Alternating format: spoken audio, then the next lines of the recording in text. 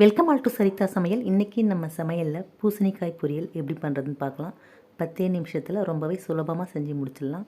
இது காரக்குழம்பு, சாம்பார், ரசம் எல்லாத்தோடையும் வச்சு சாப்பிட்லாம். ரொம்பவே சூப்பராக இருக்கும். இப்போ இந்த பொரியல் எப்படி பண்ணுறதுன்னு பார்க்கலாம். அடுப்பில் கடாய் வச்சு நல்லா காஞ்சதுமே இதில் 1 ஸ்பூன் எண்ணெய் சேர்த்துக்கலாம். இந்த பொரியலுக்கு அதிகம் எண்ணெய் தேவைப்படாது, அதனால் 1 ஸ்பூன் மட்டும் சேர்த்துக்கலாம். எண்ணெய் காஞ்சதுக்கப்புறம் இதில் 1/2 ஸ்பூன் கடுகு உளுந்து சேர்த்துக்கலாம். கடுகு உளுந்து நல்லா பொரிஞ்சதுமே இதில் 2 காஞ்ச மிளகாயை கட் பண்ணி சேர்த்துக்கலாம். இது கூடவே பார்த்திங்கன்னா கொஞ்சமாக கருவேப்பிலை சேர்த்துக்கலாம். அதுக்கடுத்து இந்த ஸ்டேஜில் நான் வெங்காயம் சேர்க்கலை. நீங்கள் விருப்பப்பட்டால் ஒரு வெங்காயத்தை பொடியை கட் பண்ணி சேர்த்து விட்டு வதக்கிட்டு அதுக்கப்புறம் பூசணிக்காயை சேர்த்துக்கலாம். நான் வெங்காயம் சேர்த்துக்கல. இப்போ டைரெக்டாக பூசணிக்காயை சேர்த்துக்கிறேன். 1/2 கிலோ பூசணிக்காயை நல்லா வாஷ் பண்ணி கட் பண்ணி எடுத்து இதில் சேர்த்து விட்டு நல்லா வதக்கி விட்டுடலாம்.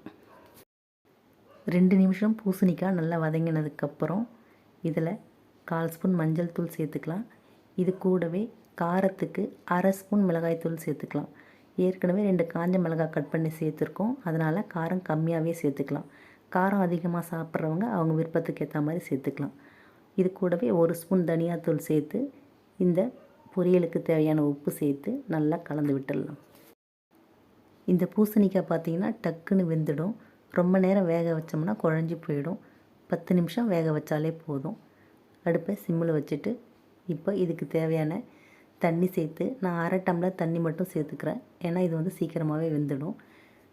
இப்போ 1/2 டம்ளர் தண்ணி சேர்த்து இதை நல்லா ஒரு வாட்டி கலந்து விட்டு மூடி வச்சு அடுப்பை சிம்மில் வச்சுட்டு 10 நிமிஷம் நம்ம வேக வச்சுக்கலாம். நம்ம அடிக்கடி நடுவில் எடுத்து இதை கிளறி விட்டுருவோம், இல்லைன்னா அடி பிடிக்கும். இந்த பூசணிக்காய் பொரியல் பார்த்திங்கன்னா சாதத்தோடு தான் சேர்த்து சாப்பிட்ணும் இல்லை, அப்படியே கூட சும்மா வெறுமனே நம்ம எடுத்து சாப்பிட்லாம். அவ்வளோ சூப்பராக டேஸ்ட்டாக இருக்கும். இப்போ பாருங்கள், பூசணிக்காய் நல்லா வெந்து ரெடி ஆகிடுச்சு. இப்போ நல்லா கலந்து விட்டு நம்ம வெந்துடுதான்னு செக் பண்ணுறதுக்கு அந்த கரண்டி வச்சு காய் மேலே லைட்டாக நம்ம அழுத்தி விட்டோம்னா தெரியும்.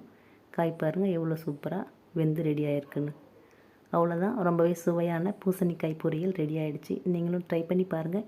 வீடியோ பிடிச்சிருந்தால் லைக் பண்ணி, ஷேர் பண்ணி, கமெண்ட் பண்ணுங்கள். என்னோடய மற்ற வீடியோஸ்லாம் பார்க்கணுன்னு நினச்சிங்கன்னா சரிதா சமையலுக்கு சப்ஸ்கிரைப் பண்ணுங்கள். தேங்க்யூ.